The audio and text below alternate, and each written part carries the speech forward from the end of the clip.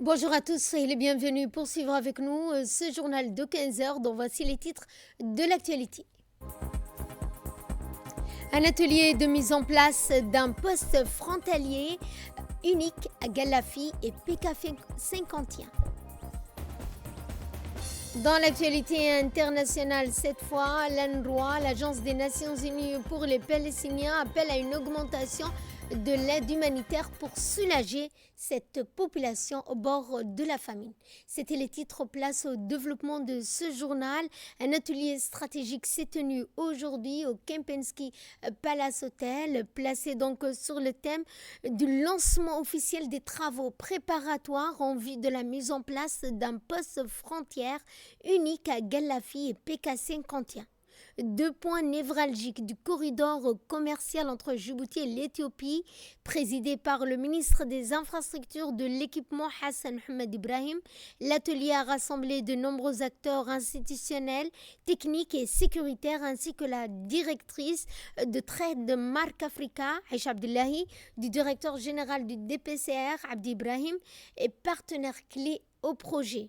Cette initiative, soutenue financièrement par l'Union européenne à hauteur de 32 millions d'euros, vise à renforcer la compétitivité des échanges commerciaux régionaux, dotant les postes frontières d'infrastructures modernes et intégrés. Ce projet prévoit la construction de blocs administratifs intégrés réunissant également sous un même toit l'ensemble des services de contrôle, douane, immigration, sécurité dans une logique de coordination, d'efficacité selon le modèle international du poste frontière unique.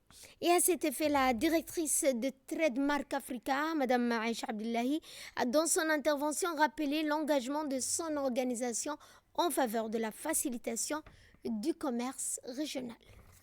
C'est avec un réel enthousiasme de prendre la parole aujourd'hui à l'occasion de cet atelier de validation des besoins qui est une étape cruciale du projet d'amélioration des infrastructures à la frontière de Galafi et au PK 51. Ce projet est mis en œuvre par Trademark Africa avec le soutien financier de l'Union européenne et de l'Agence française de développement. Ce projet s'inscrit dans une vision de renforcement de l'intégration régionale dans la Corne de l'Afrique. Il ambitionne de transformer le poste frontière de Galafi en un véritable poste frontalier à arrêt unique. Je salue également la participation active des habitants de Galafi et PK 51 dont les attentes doivent guider les choix. Je voudrais également rappeler que cet atelier ne marque pas la fin, mais c'est une étape structurante du processus. Vos recommandations permettront d'enrichir les conceptions détaillées des infrastructures, permettront d'orienter les choix techniques et permettront de garantir la pertinence des investissements à venir. Cela inclut notamment l'approvisionnement en eau, en électricité, les bâtiments administratifs, les équipements pour la gestion intégrée des frontières et les aménagements routiers. Et dans son allocution, le ministre a souligné l'importance stratégique du poste Galafi, principal point d'entrée des marchandises entre Djibouti et l'Éthiopie, et a rappelé que la dégradation des infrastructures avait entraîné une baisse significative du trafic ces dernières années. Permettez-moi tout d'abord d'exprimer ma profonde gratitude à chacun d'entre vous pour votre présence et votre disponibilité en réponse à notre invitation. Mesdames et messieurs, cet atelier a pour principal objectif d'identifier et d'évaluer les besoins nécessaires à la réalisation des études techniques, des conceptions en vue de futurs travaux au poste de contrôle des PK 51 et au poste frontalier de Galafi. Il est important de souligner que le corridor via Galafi, actuellement en phase finale de réhabilitation, verra une augmentation significative du trafic dans les mois à venir. En effet, la dégradation de l'état de la route sur cet axe a entraîné une diminution du flux ces dernières années. La remise en état de l'axe Galafi contribuera donc à rétablir sa centralité en tant que voie principale d'échange avec l'Éthiopie. Il est tout aussi essentiel de simplifier les procédures de franchissement des frontières en dotant les postes de contrôle d'infrastructures modernes, favorisant une meilleure coordination entre les différents services concernés. Mesdames et messieurs, vous en conviendrez avec moi, à travers le monde, la forme la plus aboutie de collaboration entre les agences de contrôle aux frontières repose sur le concept de postes frontaliers uniques. Ces modèles visent à rationaliser et coordonner les formalités de passage afin de faciliter et d'accélérer le franchissement des frontières. C'est dans cette logique que les études prévues porteront sur la conception et la construction de blocs administratifs intégrés, destinés à regrouper l'ensemble des services de contrôle sous un même toit.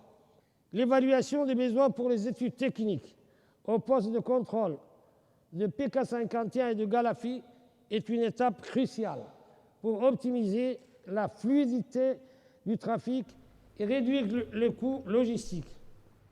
Le ministère de l'Environnement et du Développement durable et l'UNICEF s'associent pour un partenariat au cours des 4 prochaines années.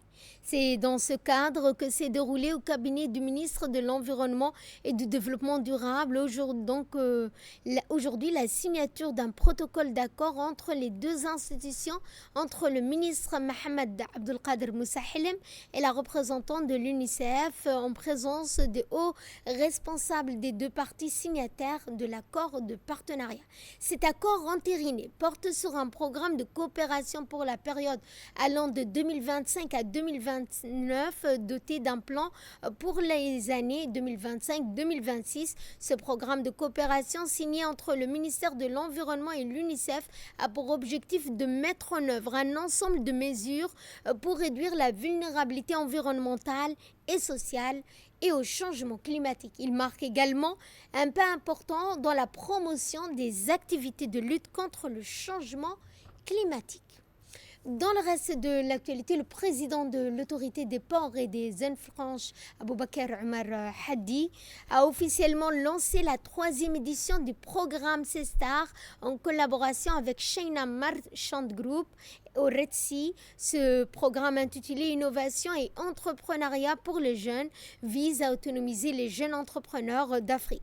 Était présent à cet événement Madame Mariam Hamadou, ministre de l'économie numérique et de l'innovation, ainsi que l'ambassadeur du Chine à Djibouti. Depuis son lancement, ce programme CESTAR a formé 55 participants qui ont déjà bénéficié de ces initiatives. Cette année, le programme a accueilli 31 jeunes entrepreneurs exceptionnels issus de 15 pays africains couvrant l'Afrique de l'Est, l'Afrique australe, l'Afrique de l'Ouest, 35% des participants étant des femmes.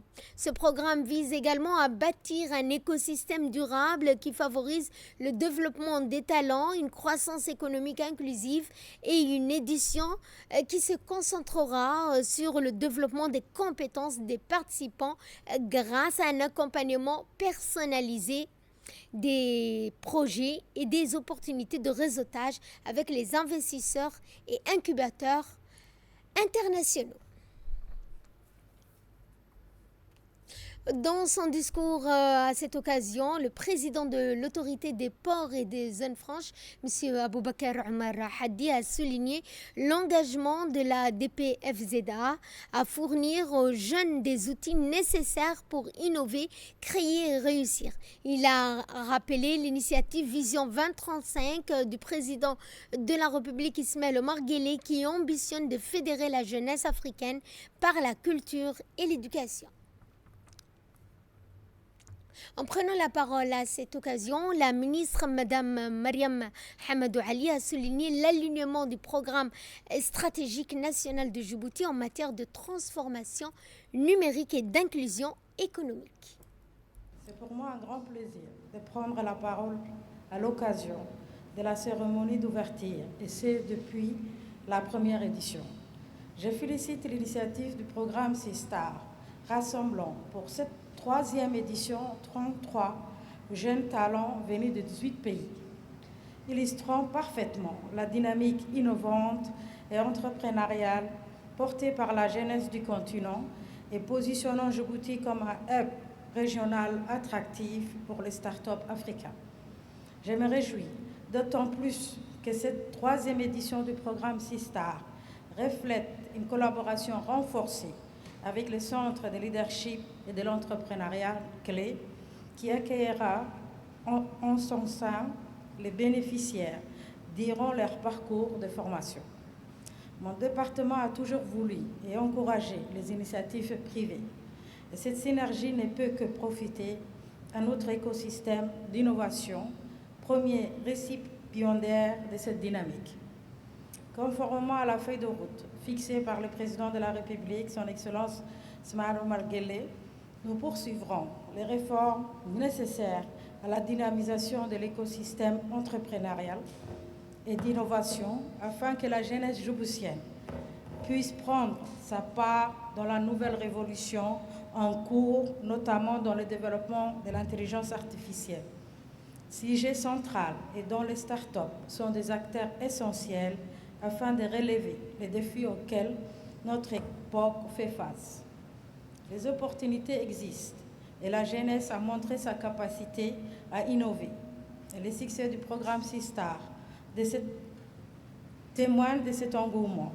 Ce bootcamp est bien plus qu'une formation. Il est une plateforme d'échange interculturel où la diversité des expériences et des perspectives enrichit considérablement l'écosystème entrepreneurial africain. Le chef d'état-major général des armées, le général de corps Zakaria Cheikh Ibrahim, a reçu aujourd'hui à la Direction générale des relations internationales de l'armée djiboutienne Dr Mohamed Nasser Bessalia, ambassadeur de la République algérienne démocratique et populaire, accrédité à Djibouti depuis le 17 octobre 2024 pour une visite de courtoisie. Cette rencontre cordiale s'inscrit dans le cadre des échanges bilatéraux visant à consolider les relations fraternelles entre la République de Djibouti et la République algérienne. Les deux personnalités ont souligné la qualité des liens historiques qui lient les deux nations au cours de leurs échanges. Le chef d'état-major général des armées et l'ambassadeur ont évoqué la nécessité de renforcer davantage la coopération militaire entre Djibouti et l'Algérie. Et ce notamment à travers le partage d'expertise, de formation, d'échanges institutionnels entre les deux forces armées. Nous allons parler météo cette fois. Face à la montée inexorable des températures, les professionnels de santé donnent l'alerte. Il ne suffit pas de boire beaucoup, encore faut-il bien choisir ce qu'on met dans son assiette. Et pour les personnes souffrant de diabète, d'hypertension, d'insuffisance rénale par exemple, la donne change complètement. Les régimes alimentaires deviennent alors une arme de survie massive. La RTD a filmé les rues désertes à l'heure de pointe où la chaleur fait rage. Comment s'en sortir? Et nous avons donc une interview avec Dr Mohamed Nasser, directeur général de la santé publique, qui a répondu aux questions de nos journalistes. Aujourd'hui, nous sommes appelés à faire une de nos missions de l'Institut national de santé publique et de prévenir certaines maladies et conseiller la population des mesures à prendre devant ces canicules observées ces derniers jours. Et dans ces canicules, ce qu'on devait faire d'abord, a priori, de protéger les grandes personnes, les petites personnes, s'il y a les femmes enceintes et les personnes à besoins spéciaux. Et dans ce sens-là, nous conseillons à tous ces gens-là et à tous les responsables des familles de prendre soin à ces personnes. Et dans ce sens-là, nous allons conseiller de prendre suffisamment d'eau, d'éviter de rester dans des lieux très chauds, ou bien même si Le besoin est là de se réhydrater correctement, de se mouiller s'il le faut. Et nous appelons les personnes qui ont des maladies chroniques. Et tout ce travail se fait pour ces personnes-là, à savoir les hypertendus, les diabétiques. Nous conseillons à boire beaucoup d'eau, à d'être dans de milieux frais, à se mouiller s'il le faut. Et en ce sens-là, nous allons dire à la population que le meilleur boisson reste et demeure l'eau dans cette période de canicule. Nous ne disons pas de ne pas boire d'autres liquides, d'autres boissons, mais nous conseillons de consommer suffisamment d'eau, même s'il faut sortir, il faut s'accompagner toujours avec son bidon d'eau. Nous appelons la population à consommer suffisamment de l'eau. Et dans cette optique, je tiens également à remercier l'initiative du ministère de la Santé et sous l'égide de la politique du président de la République.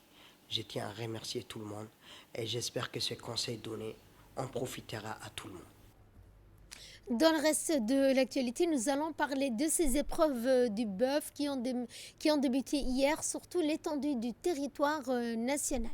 Dans les régions de l'intérieur comme à Ali Sabié, eh bien, en effet, à l'instar des autres régions de l'intérieur, au total, 722 élèves ont été appelés à composer dans la région d'Ali Sabié les épreuves écrites du bœuf. Ces candidats sont répartis dans 4 centres d'examen sans couvert dans les sous-préfectures de Holhol, mais également à Aliadé. Une délégation conduite par l'adjointe du préfet de la région d'Ali Sabié, du préfet par intérim, est composée du vice-président du conseil régional, de l'inspecteur régional, des membres de l'équipe d'encadrement pédagogique, des commandants des forces de l'ordre ont visité les centres d'examen d'Ali Sabié et ont pu s'encourir du bon déroulement de ces épreuves. Les élèves ont bien été accueillis, les épreuves ont débuté à l'heure prévue. Les enseignants convoqués pour la surveillance étaient présents à leur poste. Aucun incident n'a été signalé. Le président du jury, les chefs de centre, les membres du secrétariat ont pris des positions nécessaires pour assurer la bonne organisation de ces épreuves. Également donc pour les épreuves du bœuf à Arta, comme dans les autres régions de l'intérieur, le préfet adjoint Mohamed Fouzi, le représentant du conseil régional d'Arta, inspecteur régional Hassan Ali Hadi, ont supervisé le bon déroulement de ces épreuves. 375 candidats, 142 filles, 223 garçons se sont présentés aux épreuves du bœuf session 2025 dans la région d'Arta. La passation des épreuves a eu lieu matin et après-midi pour tous les établissements, sauf pour le collège bilingue Hassan Goulet, dont les épreuves en arabe auront lieu donc aujourd'hui, 26 mai. Toujours en ce qui concerne les épreuves du bœuf dans les régions nord, cette fois au BOC, les épreuves du brevet d'études fondamentales se sont déroulées dans de bonnes conditions au BOC, où au total 159 candidats, dont 130 candidats du collège de BOC et 92 candidats de l'école d'Ar-Rahma de BOC ont composé les candidats dans les disciplines du français, sciences dans la matinée et les mathématiques dans l'après-midi. Les candidats de l'école d'Ar-Rahma sont bilingues, ont composé en plus des épreuves de l'arabe dans la matinée d'aujourd'hui, lundi 26 mai. La délégation officielle comprenant le préfet adjoint de BOC, Mohamed Awad, le représentant du conseil régional de BOC, ont visité les centres d'examen pour s'assurer du bon déroulement des épreuves.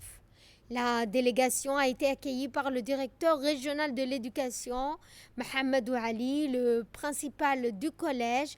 La délégation a salué la qualité de l'organisation de cet examen et ont facilité les équipes pédagogiques et administratives pour leur professionnalisme. Le président du jury a également exprimé sa satisfaction quant au déroulement de l'examen, soulignant que les conditions ont été réunies pour favoriser le bon déroulement de ces épreuves.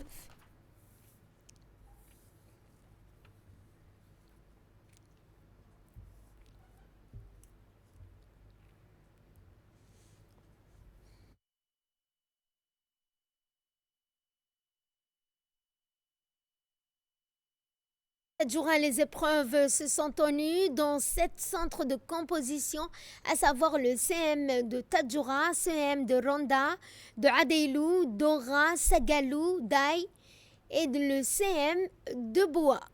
Le nombre total de candidats s'élève à 527 et à noter que le centre de Bois participe pour la première fois à cette session, marquant une avancée notable dans la couverture éducative de la région.